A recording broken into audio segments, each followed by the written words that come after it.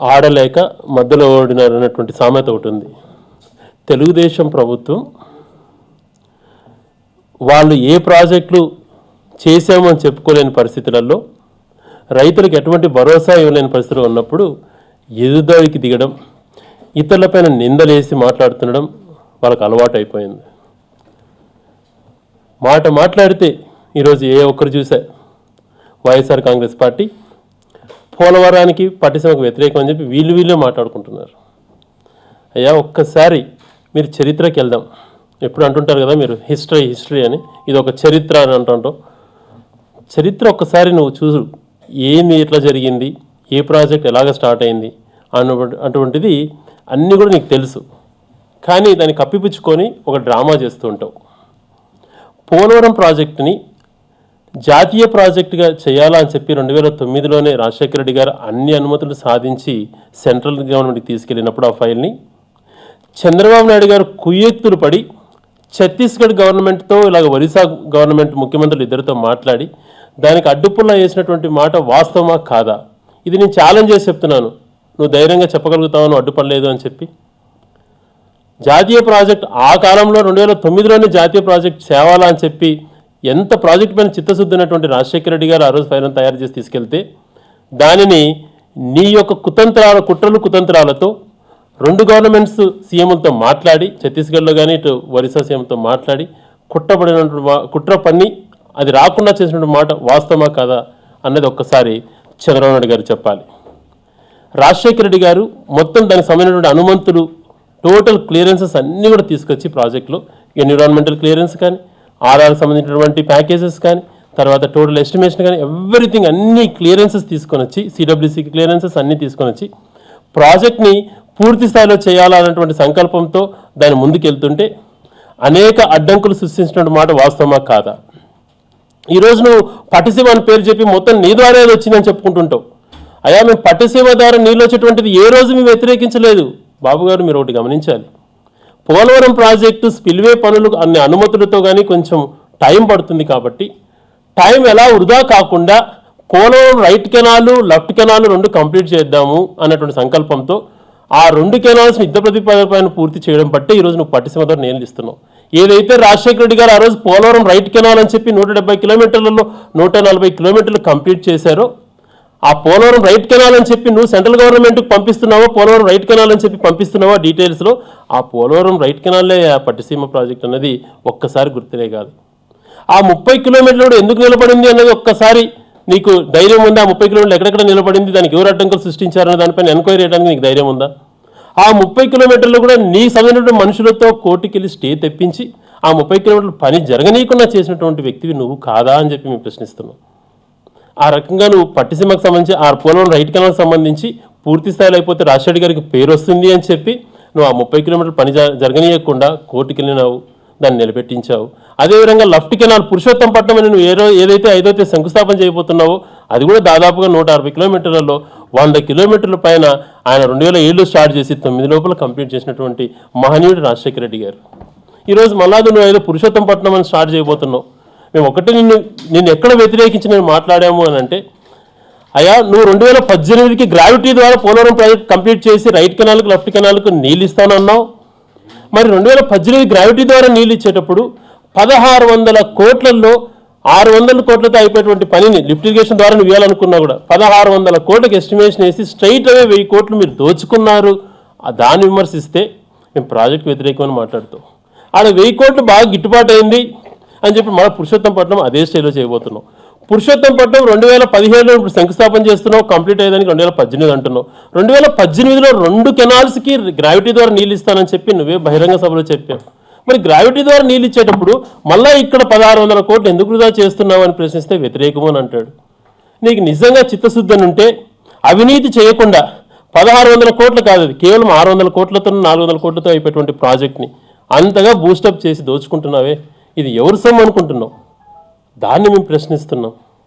అప్పుడు రాజశేఖర్ గారు మొత్తం అనుమతులు తెచ్చి ప్రాజెక్టు త్వరగా కంప్లీట్ చేయాలని చెప్పి ఆయన చిత్తశుద్ధితో ఉంటే కోర్టుకి వెళ్ళి ఆటంకాలు సృష్టించడమే కాకుండా మీ వాళ్ళ ద్వారా అనేకమైనటువంటి ఆటంకులు సృష్టించి కోర్టులో స్టేలు తెచ్చుకున్నటువంటి మాట వాస్తవమా కాదా అని ప్రశ్నిస్తున్నాం. ఈరోజు నేను ఒక్కటే ఛాలెంజ్ చేశా, నీకు దమ్ము ధైర్యం అనేది ఉంటే, నీకు చిత్తశుద్ధి అని ఉంటే, నువ్వు 2009లో ఈ జాతీయ ప్రాజెక్ట్ కోసం రాజశేఖర్ గారు అప్పుడే ప్రయత్నం చేస్తే అప్పుడు అడ్డంకులు సృష్టించిన మాట వాస్తవమా కాదా అని చెప్పి నేను నోటి నుంచి చెప్పాలను. 2014లో రాజశేఖర్ గారు ఏదైతే ప్రాజెక్ట్ని పూర్తి స్థాయిలో షేప్కి తెచ్చారో, రాష్ట్రాన్ని అడ్డుగోలు విభజించేటువంటి సమయంలో పోలవరం ప్రాజెక్టు స్టేజ్కి వచ్చింది కదా అని చెప్పి పోలవరం ప్రాజెక్ట్ని వెంటనే కంప్లీట్ చేయాలా, జాతీయ ప్రాజెక్టు టేకప్ చేయాలా అని చెప్పి ఆ రోజు నిర్ణయించడం జరిగింది. ఈయన చేసింది ఏమీ కాదు. అందులో ఈయన చేసింది ఏంటి అని అంటే 2014లో గవర్నమెంట్ ఫామ్ అయిన తర్వాత యూపీఏ గవర్నమెంటు, ఈరోజు ఉన్నటువంటి ఎన్డీఏ గవర్నమెంట్, యూపీఏ గవర్నమెంట్ జాతీయ ప్రాజెక్ట్ చేయాలని చెప్పి అప్పుడు బిల్లు పెట్టింది. తర్వాత ఆ 7 మండలాలు ఏవైతే ఉన్నాయో మునక ప్రాంతాలలో అవి కూడా ఆంధ్రప్రదేశ్కి అప్పచెప్పాలని అప్పుడే జరిగింది. కానీ ఈయన వచ్చినాక చేసినానని నేను చెప్పుకోవటం, ఎన్డీఏ ప్రభుత్వం వచ్చిన తర్వాత 3 బడ్జెట్లు ప్రవేశపెట్టారు. 2014-15, 15-16, 16-17 3 బడ్జెట్లలో వీళ్ళు కేటాయింపులు ఎంత అంటే 500 కోట్లు మించల. మొన్న బడ్జెట్లో కేవలం 100 కోట్లు పెట్టారు. నాబార్డు 1980 కోట్లు ఇచ్చింది అంటున్నారు. నాబార్డు ఎంతవరకు ప్రాజెక్ట్ సపోర్ట్ చేస్తుందో అన్నది వాళ్ళ నుంచి పూర్తి స్థాయిలో హామీ తీసుకోవడంలే. ఇటువంటి పరిస్థితులలో కేవలం మీరు దోచుకోవడానికి ఉపయోగపెడుతున్నారు అని చెప్పేటువంటిదే మేము ప్రశ్నిస్తున్నటువంటి అంశం. పోలవరం ప్రాజెక్టుగా 3 సంవత్సరాలు మీరు నిధులు ఇవ్వకపోయినా బడ్జెట్లో ఆయన ప్రశ్నించలా. కారణం ఏంటంటే ఆ ప్రాజెక్ట్ మాకు అప్పచెప్పండి అన్న పట్టుదలతో ఆయన కూర్చున్నాడు. కేంద్ర ప్రభుత్వం చేస్తే కమిషన్లు రావు, మాకు అప్పచెప్పాలా అని చెప్పి గట్టిగా కూర్చొని ఆ 3 సంవత్సరాలు ₹1 నిధులు కేటాయించకపోయినా బడ్జెట్లలో సూటిగా ప్రశ్నించలేనటువంటి పరిస్థితి చంద్రబాబు నాయుడు గారిది. ఆ పార్టీలో ఆ కూటమిలో భాగస్వామిగా ఉండి కూడా ఈ రకంగా ఇన్ని మోసాలు చేసి నువ్వు మళ్ళీ ఎదురుదాడి మాపేం చేస్తావా? రాజశేఖర్ గారి హయాంలో మొత్తం R&R ప్యాకేజ్తో సహా 10,600 కోట్లతో ప్రాజెక్ట్ కంప్లీట్ చేయాలని చెప్పి ఆయన చిత్తశుద్ధ ప్రయత్నం చేస్తే, ఆయన చనిపోయిన తర్వాత ఆ ప్రాజెక్ట్ని నీరుగార్చి కిరణ్ కుమార్ రెడ్డి గారు తూతూ మంత్రంగా దాన్ని 16,000 కోట్లకు పెంచి దోచుకోవడానికి ఒక టెండర్ను పిలిపించి ఆ టెండర్ భాగస్వామిని చంద్రబాబు నాయుడు గారిని ఇద్దరు సహకరించకపోయేటట్టుగా చేసుకొని కుమ్మక్కై అప్పుడు కిరణ్ కుమార్ రెడ్డి గారి ప్రభుత్వం, తెలుగుదేశం ప్రభుత్వం ఒకటే అనేది అందరికీ తెలిసిన అంశమే. ఆ ట్రాన్స్ఫర్ కంపెనీని కంటిన్యూ చేస్తూ 40,000 కోట్ల వరకు దాని ఎస్టిమేషన్ పెంచి దోచుకున్నటువంటి మాట వాస్తవమా కాదా? ఎలాగ దోచుకుంటున్నారు? మీకు చిత్తశుద్ధి ఉందా? ఇన్ని రకాల మాయలు చేస్తూ పోలవరం ప్రాజెక్టుకు పట్టిసీమకు మేము వ్యతిరేకమని మాట్లాడతారు. అన్ని క్లియరెన్సెస్ ఏకదాటిగా తెచ్చినటువంటి రాజశేఖర రెడ్డి గారు ఆ క్లియరెన్సెస్ తెచ్చినటువంటి వ్యక్తులను కూడా జూబ్లీ హాల్లో భారీ ఎత్తున సన్మానం చేసిన కూడా మర్చిపోయారేమో. ఎన్ని రకాలైన మా పోలవరం ప్రాజెక్టు పైన ఎన్ని అబద్ధాలు నువ్వు మాట్లాడావు. కెనాల్స్ తవ్వుకుంటున్నారు, దోచుకున్నారని మాట్లాడుతావు. అప్పుడేమో మాట్లాడావు, ఇప్పుడేమో అది నేనే చేశాను, నా వల్లనే నదులు అనుసంధానం అయిపోయిందని అంటావు. ఈ రకంగా ద్వంద్వ వైఖరి మాటలు మాట్లాడుతూ నువ్వు ఇతరుల పైన చేయడం ఎంతవరకు న్యాయమో ఒక్కసారి చంద్రబాబు గారు ఆలోచన చేసుకోవాలి. తెలుగుదేశానికి సంబంధించినటువంటి మాజీ మంత్రి, మాజీ జెడ్పీ చైర్మన్, మాజీ ఎంపీ గారు ఎర్ర నారాయణస్వామి గారు తనే చెప్పారు, ఈ ప్రాజెక్ట్ గురించి అనేక సార్లు బాబు దగ్గరికి వెళ్తే ఆయన అస్సలు ఏమీ పట్టించుకోలేదు. తను పరిపాలన చేసినటువంటి 9 సంవత్సరాలలో కనీసం దాని గురించి మాట్లాడితే మీకేం పని లేదా, దీనిపై ఉద్యమం చేస్తారా అన్నటువంటి గద్దెల స్వరంతో మాట్లాడే అంశాలను నారాయణస్వామి గారు చెప్పారు. తర్వాత రాజశేఖర రెడ్డి గారు ముఖ్యమంత్రి అయినాక చిత్తశుద్ధితో 2004లోనే దాన్ని శంకుస్థాపన చేసి ఏ రకంగా క్లియరెన్సెస్ తెచ్చారో అన్న మాట మర్చిపోయారు. ఇన్ని రకాల ప్రాజెక్ట్ని కంప్లీట్ చేయాలా అని చెప్పి తను మాట్లాడుతుంటే తనకు వ్యతిరేకంగా మాట్లాడడం. చంద్రబాబు నాయుడు గారు ఒకటి ఆలోచన చేయాలి. మాట్లాడితే వైట్ పేపర్ రిలీజ్ చేస్తాను, శ్వేతపత్రాలు అని అంటుంటారు. ఆయనే 2014లో ముఖ్యమంత్రి అయిన తర్వాత ఒక శ్వేతపత్రం రిలీజ్ చేశారు. ఇది మేము ప్రింట్ చేసిన డాక్యుమెంట్ కాదు, తాను రిలీజ్ చేసినటువంటి శ్వేతపత్రం. తనే మీడియా ప్రెస్ మీట్ పెట్టి భయంకరంగా గంటల కొద్దీ మాట్లాడి తాను రిలీజ్ చేసినటువంటి శ్వేతపత్రం ఇది. అందులో ఏం మెన్షన్ చేశారు? 1994 నుంచి 2004కు 10 సంవత్సరాలలో కేవలం 10,000 కోట్లు ఖర్చు పెట్టాల. అదే 2004 నుంచి 2014 కాలంలో 95,000 కోట్లు, 96,000 కోట్లు దాదాపుగా ఖర్చు పెట్టడం జరిగింది ప్రాజెక్టుల పైన. ఆ 96,000 కోట్లలో రాజశేఖర రెడ్డి గారు చనిపోయిన తర్వాత 5 సంవత్సరాలు ఎంత నెగ్లెక్ట్ చేశారో మనకందరికీ తెలిసిన అంశమే. కేవలం 5 సంవత్సరాలలో ఆయన చిత్తశుద్ధితో ఈ ప్రాజెక్టులు చేశారు. మళ్ళీ ఒక పాయింట్ తనే మెన్షన్ చేశారు, ఇది పేజ్ నెంబర్ 3లో. 2004-14 కాలంలో 95,000 కోట్లు ఖర్చు చేసి 23.5 లక్షల ఎకరాలకు నీళ్ళు ఇచ్చారని చెప్పి తనే శ్వేతపత్రంలో పెట్టాడు. మరి ఆ మాట ఇప్పుడు చెప్తాడా? చెప్పడు. తనేమో 1994 నుంచి 1994 నుంచి 2004 నుంచి 2004 నుంచి 2014 4 రేట్లు పెరిగాయని చెప్పి దీంట్లో మెన్షన్ చేశాడు. అది 2009 వరకే రాజశేఖర్ గారు పరిపాలించింది, కానీ అది మెన్షన్ చేశారు. కానీ ఈయన ముఖ్యమంత్రి 2.5 సంవత్సరం కూడా కాలేదు. 2014 కంటే ఇప్పుడు 10 రెట్లు ఎక్కువ అంచనాలు పెంచినటువంటి మాట కనపడలేదు చంద్రబాబు నాయుడు గారికి. ఈ రకంగా దోపిడీకి ఉపయోగపెడుతున్నాడు. చిత్తశుద్ధి లేదు అని చెప్పేటువంటి దానికి మాకు ఆధారాలతో సహా ఉన్నాయి. అదే శ్వేతపత్రంలో 10వ పేజీలో 8వ పేజీలో చాలా స్పష్టంగా చెప్పారు సాగునీటి రంగంలో పెట్టుబడులు రాబడులు అని చెప్పి. ఇందులో ఏం చెప్పాడు ఆయన? చేపట్టినటువంటి ప్రాజెక్టులు 86 ప్రాజెక్టులు రాజశేఖర్ గారు చేపట్టినటువంటి ప్రాజెక్టులు, అందులో ప్రారంభించినటువంటి ప్రాజెక్టులు 85, తన శ్వేతపత్రంలో ఇది. పూర్తయిన ప్రాజెక్టులు 16, పాక్షికంగా కంప్లీట్ అయిన ప్రాజెక్టులు 25. అంటే 85 స్టార్ట్ చేస్తే 41 ప్రాజెక్టులు రాజశేఖర రెడ్డి గారు కంప్లీట్ చేశారండి. ఇదే ఆయన చిత్తశుద్ధి. 5 సంవత్సరాలు పరిపాలించినటువంటి వ్యక్తి. నీ మాదిరి 85 ప్రాజెక్టులు దేవాదాలకు పోయినాడు. ఒకసారి నేను ఉదాహరణ కూడా చెప్పాను. శంకుస్థాపన బోర్డు ఉండాలని చెప్పి ఆ అడవిలో ఎవరు ఉండాలని చెప్పి తాపి మేస్త్రిని కూడా హెలికాప్టర్లు ఎక్కించుకోమన్నాడు ఆయన. అటువంటి శంకుస్థాపన చేయలేదు ఆయన, చిత్తశుద్ధితో చేశాడు. శంకుస్థాపన చేసి ప్రారంభించిన ప్రాజెక్టులలో 85 ప్రాజెక్టులలో 41 ప్రాజెక్టులు కంప్లీట్ చేశారు రాజశేఖర రెడ్డి గారు. ఇది మేము చెప్తున్నట్టు డేటా కాదు, తాను రిలీజ్ చేసినట్టు శ్వేతపత్రంలో ఎంతో తగ్గించుంటాడు ఇందులో. మరి మిగిలినటువంటి ప్రాజెక్టులు అన్నీ కూడా 50%, 60% దాకా కంప్లీట్ అయినాయి. ఆ ప్రాజెక్టులకు అరాకొర నిధులు కేటాయిస్తూ కంప్లీట్ అయిన ప్రాజెక్టులను నేనే చేశానని చెప్పి భారీ ఎత్తున ప్రచారం చేసుకుంటూ ప్రారంభోత్సవాలు చేస్తున్నాడు. ఇది ఆయన చిత్తశుద్ధి. మరి ఇన్ని గొప్ప ప్రాజెక్టులు ప్రారంభించినటువంటి రాజశేఖర రెడ్డి గారిని అభినందించాల్సింది పోయి మనం ఒక్క ప్రాజెక్ట్ చేసినటువంటి కాటన్ గారిని ఎంత ఆరాధిస్తాం, కాటన్ గారిని దేవుడిలా కొలుస్తాం, ఎక్కడో దేశస్థుడైనా ఎంతో గౌరవిస్తాం. మరి మన ప్రాంతం వాసి అయినటువంటి రాజశేఖర రెడ్డి గారు ఇన్ని ప్రాజెక్టులు కంప్లీట్ చేశారే, మరి ఈ ప్రాజెక్టులను నువ్వు ఆయనని పొగడకపోయినా పర్వాలేదు, వాస్తవాలను చెప్పకపోయినా పర్వాలేదు ఆయన గురించి, కానీ నువ్వున్న వేదికపై నుంచి తనను దారుణంగా తిట్టించడం ఎంతవరకు న్యాయం? ఇందులోనే శ్వేతపత్రంలోనే చంద్రబాబు నాయుడు గారు 10వ పేజీలో ముందు చూపు అంటే ముందు పోయేటువంటి దారిలో ఎక్కడన్నా కూడా ఒక్క పాయింట్లో కూడా ఈ పోలవరం పట్టిసీమ గురించి కానీ పురుషోత్తంపట్నం గురించి కానీ పోలవరం నుంచి ఒక్క పాయింట్ మెన్షన్ చేయాలి ఆయన. తర్వాత కమిషన్ల కోసం అప్పుడప్పటికి ఎస్టిమేషన్ డిజైన్ చేసుకొని చేసినాడు చంద్రబాబు నాయుడు గారు. మరి తను చేసిన శ్వేతపత్రంలోనే ఎక్కడ ముందు రూట్ ప్లాన్లో ఆ పేర్లు కనపడలా. ఆయన శ్వేతపత్రంలోనే ఏ రకంగా రాజశేఖర్ గారు కంప్లీట్ చేసిన ప్రాజెక్టులు ఎలా కంప్లీట్ చేశారో ఇక్కడ ఉన్నాయి. మరి ఇవన్నీ మర్చిపోయి అటువంటి మహనీయుణ్ణి పేరు ఉచ్చరించడం కూడా నీకు ధైర్యం లేక తనని చెడ్డ మాటలు తిట్టిస్తావా? ఇది నిన్న ప్రారంభోత్సవం చేసినటువంటి మచ్చుమరి ప్రాజెక్టు. అది కేసీ కెనాల్ను సపరేట్గా ఫీడ్ చేసేటువంటి ఎత్తిపోతల పథకం.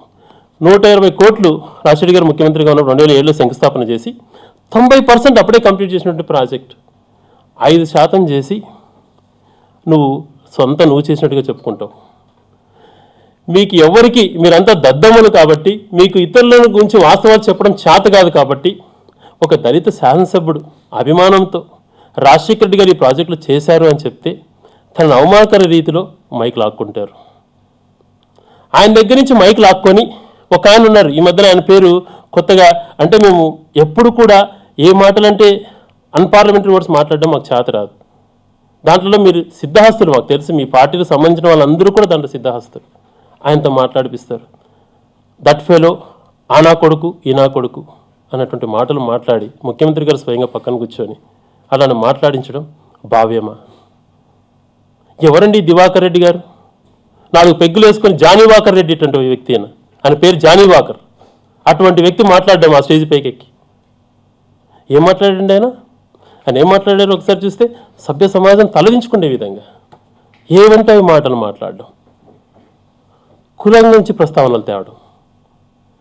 మరి ఆయనేమో స్థానిక శాసనసభ్యుడిగా తనకున్నటువంటి ప్రోటోకాల్ ప్రకారం, తనకున్న భాగస్వామ్యం ప్రకారం తను మాట్లాడితే తన మైక్ కట్ చేసి ఏ సంబంధము లేనటువంటి వ్యక్తిని, ఏ ప్రోటోకాల్ లేనటువంటి వ్యక్తిని స్టేజ్ పైకి తీసుకొచ్చి దివాకర్ రెడ్డి గారిని ఆయనతో మాట్లాడిపించేటువంటి విధానం. తనకు ఫస్ట్ స్టేషన్ ఏంటి అంటే అనంతపురం జిల్లాలో చాలా ప్రయత్నం చేశాడు, బాగా దోచుకునే అలవాటు దివాకర్ రెడ్డి గారికి. గత చరిత్రలో అంతా కూడా అటువంటి చరిత్రే. ఆయనకు తెలియక కాదు, పట్టిసీమ ప్రాజెక్టుకు రూపకల్పన ఎవరు చేసింది, ఎంత ఖర్చు పెట్టింది, పోలవరం కోసం రాజశేఖర్ గారు ఏ రకంగా చేసింది అన్ని దివాకర్ రెడ్డి గారికి తెలుసు. కానీ తను విమర్శించడానికి ప్రయత్నం చేస్తున్నాడు అని అంటే ఆ రోజు నుంచి ఆయన చంద్రబాబు నాయుడుతో కుమ్మక్కైనటువంటి వ్యక్తినా. ఇప్పుడు కొత్తగా స్టేజ్ ఎక్కి మాట్లాడతాడు అసభ్యమైనటువంటి మాటలు. అక్కడ ఉన్నటువంటి ప్రజలు అసహించుకుంటారని కూడా లేకుండా తను మాట్లాడుతున్నారు. ఐజయ్ గారు తన యొక్క అక్కడ ఉన్నటువంటి స్థానిక శాసనసభ్యుడు కాబట్టి తను మెన్షన్ చేస్తే ప్రజలంతా కూడా ఒక్కసారిగా దాన్ని స్పందిస్తే అది భరించలేక దివాకర్ రెడ్డి ఇక్కడ సంబంధం లేకపోయినా మాట్లాడడం. ఒక సామెత ఉంది, కుక్కకి ఏం తెలుసు చెరుకు తీపి అని. తను నవిలేటువంటి బూటునే కమ్మగా ఉంటుంది అనుకుంటుంది ఆ కుక్క. చంద్రబాబు నాయుడు గారు బూటు నాకే దివాకర్ రెడ్డి గారికి అది కమ్మగా కనిపిస్తుందేమో కానీ ఇతరులకు అనిపించదు. ఏం హక్కు ఉందని నేను కులాల ప్రస్తావన తేవడానికి అక్కడ? అదే రోజు సుప్రీంకోర్టు కూడా ఒక రూలింగ్ ఇచ్చింది, ఏ ఒక్క రాజకీయ పార్టీ కులాల గురించి ప్రస్తావనలు తేగకూడదు, కుల మతాలు దూరంగా ఉండాలా అని చెప్పి. ఆ రూలింగ్ ఇచ్చిన రోజే స్వయాన ముఖ్యమంత్రి గారు స్టేజ్ పైన ఉంటేనే ఈయన కులాల గురించి మాట్లాడితే దాన్ని ఎంటర్టైన్ చేయడం ఈయన చంద్రబాబు నాయుడు గారు నవ్వుతూ ఆనందించడం. తన బాధ ఏంటంటే అనంతపురం జిల్లాలో తను దోచుకోవాలనుకుంటే ఓ పక్కన సునీత గారు, ఓ పక్క కేశవ్ గారు వాళ్ళు దోచుకుంటే ఇంకేం ఇవ్వలేదని చెప్పి ఫస్ట్ స్టేషన్లో కోపంతో చంద్రబాబు గారిని విమర్శిస్తారు. మళ్ళీ రాత్రికి భయపడిపోతాడు. ఏమో చంద్రబాబు గారు వ్యవస్థలను మెయింటైన్ చేసి నన్ను ఎక్కడ జైల్లో పెడతాడని భయపడి తనకు చంద్రబాబు నాయుడు గారికి ఆనందం ఇచ్చేది ఏంటంటే జగన్మోహన్ రెడ్డి గారిని తిట్టడం. కాబట్టి ఆ వేదిక కాకపోయినా ఆ వేదికపైకి వచ్చి జగన్ గారిని తిట్టడం, ఈయన ఆనందించడం. ఆయనకు కనీసము సమాజం ఏమనుకుంటుంది సభ్యత తలదించుకునే విధంగా తను మాట్లాడిన మాటలు ఏంటండి అది? కానీ ఒక్కసారిన వారించారు ఆయన మాట్లాడొద్దు అని చెప్పి. ఎక్కడికి తీసుకెళ్తున్నారు వీళ్ళు? ఇంకోసారి చెప్తున్నాను, నువ్వు అదే వేదిక పైన అన్నావు జగన్మోహన్ రెడ్డి గారు పట్టిసీమకు పోలవరానికి వ్యతిరేకంగా మాట్లాడుతున్నారు. నేను ఇన్ని ఉదాహరణలు చెప్పాను, మా చిత్తశుద్ధి ఏందో పోలవరం పైన కానీ పట్టిసీమ కానీ. మరీ పదే మేము పట్టిసీమకు పోలవరం వ్యతిరేకం ఉందని చెప్పి మీలాంటి చెంబు నాయకులు మాట్లాడితే మేము నాలుక కోస్తాం. ఎందుకు ఈ మాట కూడా అంటున్నానంటే మాకు చిత్తశుద్ధి ఉంది ప్రాజెక్టుల పైన, మీకు లేదు చిత్తశుద్ధి. కాబట్టే మీరు ఎన్ని మాటలు మాట్లాడుతున్నారు, మీకు చిత్తశుద్ధి లేక మాట్లాడుతున్నారు. మేము వ్యతిరేకం ఈ ప్రాజెక్టులకు. ఇన్ని ప్రాజెక్టు ఆయన కంప్లీట్ చేశాడు అని చెప్పి మీ శ్వేతపత్రంలో ఉంది. మరి ఈరోజు పులివెందులకు నీళ్ళు ఇస్తామని ఎవరు వాళ్ళు ఇస్తున్నారు? పులివెందులకు నీళ్లు పైడిపాలెం అనేది మీకు అసలు తెలుసా? మీరు పరిపాలించిన రోజులలో ఆ పైడిపాలెం కంప్లీట్ చేసి పోతిరెడ్డిపాడును 56,000 క్యూసెక్లు నీళ్ళు వచ్చేటట్టు చేసినటువంటి మహనీయుడు అయినటువంటి రాజశేఖర రెడ్డి గారి ద్వారా ఈరోజు ఆ నీళ్ళు వస్తాయి. కానీ ఏదో మీరు కొత్తగా చేసినట్టు మీరు ఇప్పుడే కంప్లీట్ చేసినట్టు మాట్లాడతారు. పట్టిసీమ ద్వారా రాయలసీమకు నీళ్ళు వస్తాయి. ఏం తెలుసా దివాకర్ గారు మీకు? మేము అంటున్నాం పట్టిసీమ నుంచి నీళ్ళు ఇవ్వాలనంటే పట్టిసీమ నుంచి మీరు 40 టీఎంసీలో 50 టీఎంసీలో గోదావరి నీళ్ళు వాడుకున్నప్పుడు ఆ నీళ్ళని శ్రీశైలం నుంచి మాకు ఇవ్వాలన్నటువంటి మాట కూడా చెప్పరు. పట్టిసీమ నుంచి ఇట్టే ఇచ్చేస్తామంటారు. ఏం చెంబులతో తోడతారా పట్టిసీమ నుంచి? శ్రీశైలం నుంచి నీళ్ళు ఇచ్చేటువంటి పరిస్థితి ఉన్నప్పుడు నువ్వు ముఖ్యమంత్రి అయిన తర్వాత డెడ్ స్టోరేజ్ వచ్చిన నీళ్లు తోడిపడేసావు నువ్వు. అది మర్చిపోయాడా? ఈరోజు 854 లెవెల్ పైన ఉన్నప్పుడు నువ్వు వద్దనుకున్నా మాకు నీళ్ళు వస్తాయి. మా ప్రాంతానికి ఉన్నటువంటి రాజశేఖర్ గారు చేసినటువంటి వరం లాంటిది ఈ మల్లెల రిజర్వాయర్, మల్లెల దగ్గర ఎత్తిపోతల పథకం కానీ తర్వాత ఈ పోతిరెడ్డిపాడు కానీ డెడ్ స్టోరేజ్కి వచ్చినప్పుడు నేను చిత్తశుద్ధితో 40 టీఎంసీలు ఇస్తాను అని చెప్పిన ఒక జీవో ఇవ్వు. ఈరోజు నీకు ధైర్యం ఉంటే ఇవ్వగలుగుతావా? ఇవ్వలేవు. కానీ మాటలు చెప్తా ఉంటావు, రాయలసీమను ఉద్ధరిస్తాను అని అంటావు, బుల్లెట్లా దూసుకుపోతాను అంటావు. నిన్ను ఎవడొద్దు అంటున్నాడు? నీకు చిత్తశుద్ధి అంటే నీకు ప్రజలు మ్యాండేట్ ఇచ్చారు. కొత్త ప్రాజెక్టులు స్టార్ట్ చేయి. నువ్వు ఏం చేస్తావు? రైతులకు మేలు చేయి. నువ్వు ఏం సంక్షేమ కార్యక్రమాలు ప్రవేశపెడతావు? ప్రవేశపెట్టు. అవేమి చేయవు. ఆరోగ్యశ్రీ అందరికీ రాజశేఖర్ గారు ఇస్తాంటే మళ్ళీ 100 రూపాయలు అని చెప్పి కన్ఫ్యూజ్ చేస్తావు. ఆయన అందరికీ అని చెప్పాడు, రేషన్ కార్డు అందరికీ, పేదవారికి అందరికీ ఆరోగ్యశ్రీ వర్తిస్తుంది అన్నారు. ఆయన హయాంలోనే ఫీజు రియంబర్స్మెంట్ అందరికీ వర్తిస్తుందని చెప్పారు. అవి చేస్తున్నావా? చెయ్యవు. ఏ స్కీములు కొత్తగా తీసుకురావు. కేవలం విమర్శలకు పరిమితం అవుతావు. నిజంగా దివాకర్ రెడ్డి గారు, మీరు నిన్న మాట్లాడిన మాటలు అన్నీ కూడా వెనక్కి తీసుకోకపోతే మీ ఆఖరి దశలో ఉన్నటువంటి మీ రాజకీయ జీవితం పూర్తిగా మరుగున పడిపోతుంది. చంద్రబాబు నాయుడు గారు తన సమయంలో కొంతమంది చెంబు గ్యాంగ్లను తయారు చేసుకున్నారు. ఆ చెంబు గ్యాంగ్లు అంటే చంద్రబాబు నాయుడు గారి బూత్ గ్యాంగ్ అనమాట. ఆ చెంబు గ్యాంగ్ అంటే వాళ్ళతో నీ ఇష్టమైనట్టు తిట్టించి అదేదో రాక్షసానందం పొందుతున్నాం. మేము కొంచెము సమాజం అన్నా ప్రజలన్నా గౌరవం మాకుంది. దయవుంచి దాంట్లో పోటీలు పడమని చెప్పి తిట్టిన విధానాన్ని మానుకో. విమర్శలు చేయకు. సద్విమర్శలకు రా, నీకు చిత్తశుద్ధి ఉంటే ఎంక్వైరీకి రా. రాజశేఖర్ గారి పీరియడ్లలో గండికోట కానీ, తర్వాత హెచ్ఎన్ఎస్ఎస్ జిఎన్ఎస్ఎస్ కెనాల్స్ కానీ, పోలవరం రైట్ లెఫ్ట్ కెనాల్స్ కానీ, నువ్వు చెప్పే పురుషోత్తపట్నము లేకపోతే పట్టిసీమ కెనాల్స్ కానీ ఆయన ఎంత తవ్వారో నీకు ధైర్యం ఉంటే రా, నడుచుకుంటా పోదాం, చూపిస్తాం నీకు కళ్ళు బయలు గమిటి చూపిస్తాం. దానికి సిద్ధపడతావా? దానికి సిద్ధపడు. ఎన్ని ఆటంకాలు సృష్టించి పోలవరానికి నువ్వు ప్రతిపక్ష నాయకుడిగా ఉన్నప్పుడు ఇప్పుడేదో మొత్తం నువ్వు ఎదురిస్తానని చెప్పి మాట్లాడుతుంటావు. మేము అక్కడికి కూడా నీకు ఎటువంటి ఆటంకాలు ప్రాజెక్టు విషయంలో మాకున్నటువంటి చిత్తశుద్ధి ఎవరికి లేదు. మేమే అవసరం అనుకుంటే మీరు చెప్పండి, మేము పలువు పార పట్టుకొని వస్తాం. ప్రాజెక్ట్ కంప్లీట్ చేసేటువంటి చిత్తశుద్ధి మాకు అంతా ఉంది, కానీ మీకు లేదు. మీరు ప్రతిపక్షం టైంలో దీనికి అనేక ఆటంకాలు సృష్టించారు. ఇప్పుడు కూడా డ్రామాలు ఆడుతున్నారు. 40,000 కోట్లను ఏ రకంగా తెస్తారన్నటువంటి ఇంతవరకు చెప్పట్లేదు.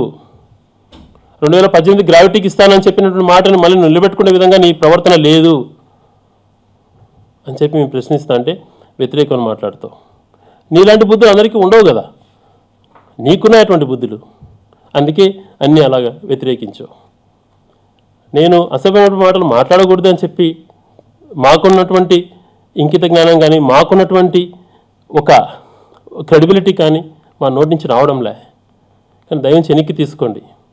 కానీ ఒక్క మాట నేను వాడాను, అది కూడా ఎందుకు వాడాను అని అంటే కోపంతో, ఆవేదనతో. మేము ప్రాజెక్టులు వ్యతిరేకంగా మాట్లాడడం ఏంది? అందుకే అలాంటి మాట్లాడిన వాళ్ళు నేరకు కోస్తామని చెప్పాం. ఎందుకంటే మాకు అంత చిత్తశుద్ధి ఉంది ప్రాజెక్టుల పైన. దయవుంచి భవిష్యత్తులో ఇటువంటి రాజకీయాలకు అంకురార్పణ చేయకండి. ఇప్పుడే మీరు వ్యవస్థను భ్రష్టు పట్టించారు. ఎక్కడ ఒక సిస్టమ్ కానీ, ఒక రాజ్యాంగ విలువలు ఉన్నటువంటి దాన్ని ఏది మీరు పాటించట్లేదు. జనభూమి స్టార్ట్ చేశారు, ఎవరెవరినో వాళ్ళని కూర్చిపెట్టేసి స్టేజీల పైన ఎన్నికైన ప్రజాప్రతినిధులను దూరంగా తోసేసి మీ ఆస్తిని పంచుకున్నట్టు పంచుకుంటున్నారు. రేషన్ కార్డు ఏదో వీళ్ళ ఆస్తి నుంచి ఇచ్చినట్టు, వీళ్ళ ట్రస్ట్ నుంచి, హెరిటేజ్ నుంచి ఇచ్చినట్టుగా సభలు పెట్టుకుంటున్నారు. చాలా దుర్మార్గం. శాసనసభ్యులు కనీసం ఇన్విటేషన్ ఉండదు. నీ భాగస్వామ్యం లేదు అని శాసనసభ్యుని ఆయన నిజవర్గంలో శాసనసభ్యుడికి భాగస్వామ్యం లేక ఎవరికి ఉందో ఒక్కసారి తన ఆన్సర్ చెప్పాలి. మరి స్వయాన ఒక ముఖ్యమంత్రి గారే ఇలా అసభ్యంగా ప్రవర్తిస్తుంటే ఇంకా సమాజంలో ఏ రకంగా విలువలు ఉంటాయి? ఫస్ట్ చంద్రబాబు గారు నేర్చుకోవాల్సింది కొన్ని విలువలు పాటించడం. తన పార్టీలో వాళ్ళకు చెప్పి సభ్యత ఎలాగుండాలని చెప్పి నేర్పించడం. ఇవి నేర్పించు చంద్రబాబు నాయుడు గారు. ముందు ఫస్ట్ మీరు నేర్చుకోండి, మీ సభ్యులకు నేర్పించండి. దిగజార్చేటువంటి రాజకీయాలు మాత్రం చెయ్యొద్దు. ఇటువంటి చేస్తే భవిష్యత్తులో ఎవరు క్షమించరు. గతంలో కూడా అనేక రకాల అవమానించేటట్టు మాట్లాడావు. మహిళలను అసభ్యంగా మాట్లాడావు, ఎస్సీ కులాలని తప్పుపట్టి మాట్లాడావు.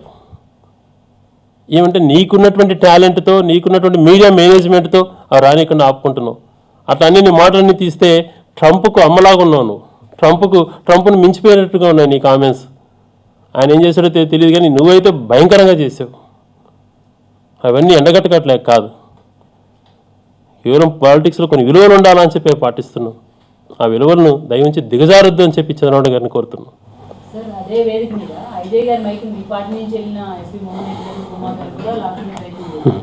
ఒక పార్టీ నుంచి ఎన్నికైనటువంటి ఎన్నికయ్యి దుర్మార్గంగా వివరించి పార్టీ మారినటువంటి వాళ్ళు అదే వేదిక పైన రాజశేఖర్ గారు పేరు చెప్పుకొని విజయం సాధించినటువంటి వాళ్ళు ఆ స్టేజ్ పైన ఒక దళిత శాసనసభ్యుడి నుంచి మైక్ గుంజుకోవటం తీవ్రంగా ఖండిస్తున్నాం. చాలా దుర్మార్గమైనటువంటి చర్య.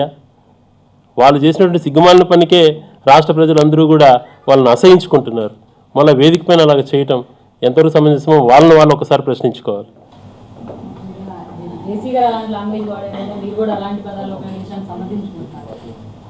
మేము సమర్థించుకుంటున్నామా?